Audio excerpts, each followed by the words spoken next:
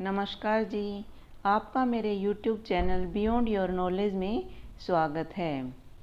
आज हम कक्षा छठी के पाठ 2 बचपन के प्रश्न उत्तर का अभ्यास करेंगे।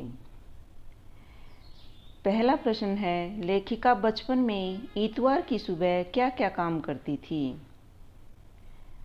इसमें पूछा गया है कि बताओ कि बचपन में लेखिका इतवार के दिन क्या क्या काम करती थी। बचपन में इतवार की सुबह लेखिका अपने मोजे धोती थी और जूतों पर पॉलिश करके उसे कपड़े या ब्रश से रगड़कर चमकाती थी। हैं? क्यों लेसन में हमने पढ़ा था कि लेखिका के जो नौकर चाकर थे उनसे मोजे नहीं धुलवाए जाते थे और सारे कपड़े धो लेते थे, लेकिन मोजे सब बच्चे खुद धोते थे और जूतों पर पॉलिश किया करते थे। तो क्या क्या काम करती थी इतवार की सुबह लेखिका? इतवार की सुबह लेखिका अपने मोजे धोती थी और जूतों पर पॉलिश करके उसे कपड़े या ब्रश से रगड़कर चमकाती थी। फिर दूसरा प्रश्न है, तुम्हें बताऊंगी कि हमारे समय और तुम्हारे समय में कितनी दूरी हो चुकी है। इस बात के लिए लेखिका क्या क्या उदाहरण देती है। उत्तर, लेखिका अपने समय में आज के समय की दूरी को बताने के लिए निम्नलिखित उदाहरण प्रस्तुत करती हैं। तब उन दिनों रेडियो और टेलीविज़न की जगह कुछ घरों में ग्रामोफोन होते थे। पहले कुल्फ़ी होती थी और अब आइसक्रीम हो गई है। कचौड़ी समोसा अब पैटीज में बदल गई हैं। फालसे और खसखस के शरबत के स्थान पर कोक और पेप्सी जैसे शीतल पेय ने ले लिया है। उनके समय में कोक नहीं, लेमनेड विम्टो मिलती थी। लेखिका जी कह रही हैं कि उन दिनों में और आज के दिनों में बहुत फ़र्क आ गया है। उस समय क्या होते थे, रेडियो और टेलीविज़न की जगह ग्रामोफोन होते थे और उस समय जो कुल्फ़ी होती थी अब वो आइसक्रीम हो गई है। कचौड़ी और समोसा की जगह क्या आने लग गए, पैटीज आने लग गए। फालसे और खसखस के शरबत के स्थान पर क्या मिलने लगे, कोक और पेप्सी जैसे शीतल पेय मिलने लगे गए। उनके समय में कोक नहीं होती थी, उसकी जगह क्या होते थे, लेमनेड विम्टो मिलती थी। ठीक है। फिर तीसरा प्रश्न है, पाठ से पता करके लिखो कि लेखिका को चश्मा क्यों लगाना पड़ा। चश्मा लगाने पर उनके चचेरे भाई उन्हें क्या कहकर चिढ़ाते थे। उस समय क्या था कि लेखिका जी अपने संस्मरण में लिख रही हैं कि उनकी आंखें कमज़ोर होने के कारण उन्हें चश्मा चढ़ गया था हैं, और चश्मा चढ़ने पर उनके चचेरे भाई ने उन्हें बहुत चिढ़ाया था। तो उन्होंने क्या कहकर चिढ़ाया था वो ही बताना है यहाँ।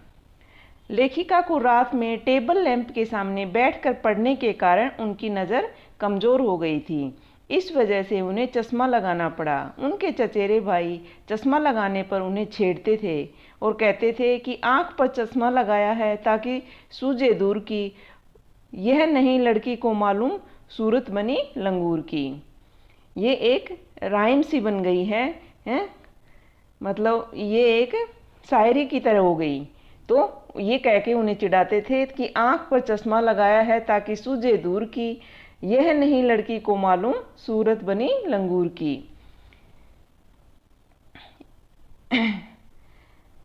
फिर चौथा प्रश्न है, लेखिका उन्हें बचपन में कौन कौन सी चीज़ें मज़ा लेकर खाती थी। उनमें से प्रमुख फलों के नाम लिखो। इसमें पूछा गया है कि लेखिका जी बचपन में कौन कौन से फल बहुत चाव से खाती थी।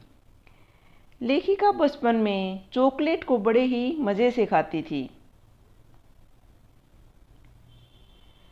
उनको सप्ताह में एक बार चॉकलेट खरीदने की छूट थी। लेखिका चॉकलेट को साइड बोर्ड पर रख देती थी, फिर बिस्तर पर लेटकर मज़े से खाती थी। इसके अतिरिक्त कुल्फ़ी, सहतूत, फालसे के शरबत, चॉकलेट, पेस्ट्री, फल मज़े लेकर खाती थी। कुछ प्रमुख फल काफल और चेस्टनट थे।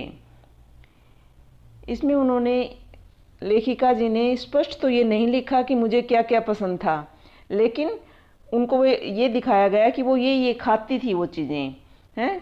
तो क्या क्या खाती थी? वो चॉकलेट बड़े मज़े से खाती थी और उनकी सप्ताह में एक बार चॉकलेट खरीद सकती थी। वो सप्ताह में सिर्फ एक बार ही चॉकलेट खरीद सकती थी और वो भी अपने आराम से अपने बिस्तर पर बैठकर लेटकर मज़े से खाती थी। इसके अतिरिक्त कुल्फ़ी, सहतूत, फालसे के शरबत, चॉकलेट, पेस्ट्री तथा फल मज़े लेकर खाती थी। कुछ प्रमुख फल काफल और चेस्टनट भी थे। प्रश्न फर्स्ट, लेखिका बचपन में कौन सी चीज़ें मज़ा लेकर खाती थी? लेखिका बचपन में कुल्फ़ी, सहतूत, फालसे के शरबत, चॉकलेट, पेस्ट्री और फल मज़े लेकर खाती थी। कुछ प्रमुख फल काफल और चेस्टनट थे। इसमें पूछा गया है कि लेखिका बचपन में क्या चीज़ें बड़े चाव से खाती थी। तो लेखिका जी बचपन में क्या क्या खाती थी? कुल्फ़ी, सहतूत, फालसे के शरबत, चॉकलेट, पेस्ट्री और फल मज़े से खाती थी। और कुछ फल जो उन्हें विशेष पसंद थे वो थे काफल और चेस्टनट। प्रश्न 2, लेखिका बचपन में कैसी पोशाक पहना करती थी? वर्णन कीजिए। बचपन में लेखिका रंग बिरंगे कपड़े पहनती थी। उन्होंने पिछले दशकों में क्रमशः अनेक प्रकार के पहनावे बदले। लेखिका पहले फ्रॉक और उसके बाद निक्कर, वॉकर, स्कर्ट, लहंगे पहनती थी। उन दिनों फ्रॉक के ऊपर की जेब में रुमाल और बालों में इतराते रंग बिरंगे रिबन का चलन था। लेखिका 3 तरह की फ्रॉक इस्तेमाल किया करती थी। एक नीली पीली धारी वाली फ्रॉक जिसका कॉलर गोल होता था। दूसरा हल्के गुलाबी रंग का बारीक चुन्नट वाला घेरदार फ्रॉक जिसमें गुलाबी फ्रिल लगी होती थी। लेमन कलर के बड़े प्लेटों वाली गर्म फ्रॉक का जिक्र करती हैं जिसके नीचे फर टंगी थी। तो इसमें पूछा गया है कि लेखिका बचपन में कैसी पोशाक पहनती थी, उसका वर्णन करना है। तो बचपन में लेखिका रंग बिरंगे कपड़े पहनना पसंद करती थी। लेखिका उस टाइम फ्रॉक और निक्कर, वॉकर और स्कर्ट और लहंगे पहनती थी। उन दिनों फ्रॉक के ऊपर क्या होता था? रुमाल लगाई जाती थी। जेब के ऊपर रुमाल टांगी जाती थी और बालों में रंग बिरंगे रिबन लगाए जाते थे और फ्रॉक के नीचे लेस लगाई जाती थी। हल्के गुलाबी रंग की बारीक चुन्नट वाला घेरदार फ्रॉक उन्हें बहुत पसंद था जिसमें गुलाबी फ्रिल लगी होती थी। ठीक है, फिर लेते हैं तीसरा प्रश्न। चश्मा लगाते समय डॉक्टर ने क्या भरोसा दिया था? चश्मा लगाते समय डॉक्टर ने आश्वासन दिया था कि कुछ दिन चश्मा पहनने के बाद चश्मा आंखों से उतर जाएगा, लेकिन ऐसा नहीं हुआ। इसके लिए लेखिका स्वयं को जिम्मेदार मानती हैं। दिन की रोशनी में न काम कर रात में टेबल लैंप के सामने काम करने के कारण उनका चश्मा कभी नहीं हटा। उन्होंने बताया है कि चश्मा लगाते समय डॉक्टर ने क्या कहा था कि आप अगर इनको लगातार लगाओगी तो ये कुछ दिन में उतर जाएगा, लेकिन वो इसके लिए वो अपने आप को जिम्मेवार मानती है क्योंकि वो रात में टेबल लैंप के सामने बैठकर काम करती थी जिससे कि उनका चश्मा कभी नहीं हटा। टोपी के संबंध में लेखिका क्या सोचती थी? लेखिका बचपन के दिनों में सिर पर टोपी लगाना पसंद करती थी। उनके पास कई रंगों की टोपियां थी। उनका कहना है कि सिर के ऊपर हिमाचली टोपी पहनना आसान था, जबकि सिर पर दुपट्टा रखना थोड़ा कठिन काम था। लेखिका कह रही हैं कि उन्हें टोपी लगाना बहुत पसंद था। उनके पास कई रंगों की टोपियां थी। उनका सिर पर हिमाचली टोपी पहनना ज़्यादा आसान लगता था, दुपट्टा सिर पर रखना कठिन लगता था। प्रश्न 5, उम्र बढ़ने के साथ साथ लेखिका के पहनावे में क्या क्या बदलाव आए?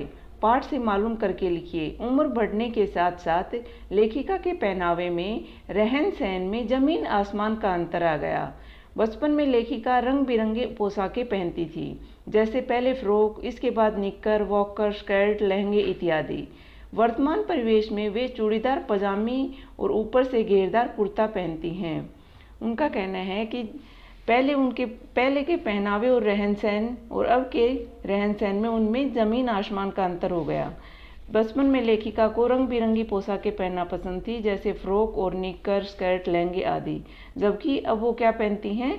चूड़ीदार पजामी और घेरदार कुर्ते पहनना पसंद करती हैं। ठीक है, फिर लेते हैं बहुविकल्पीय प्रश्न। बचपन पाठ किसकी रचना है? किसकी रचना है बचपन पाठ? कृष्णा सोबती की जी। लेखिका बचपन में इतवार की सुबह क्या काम करती थी? क्या काम करती थी लेखिका?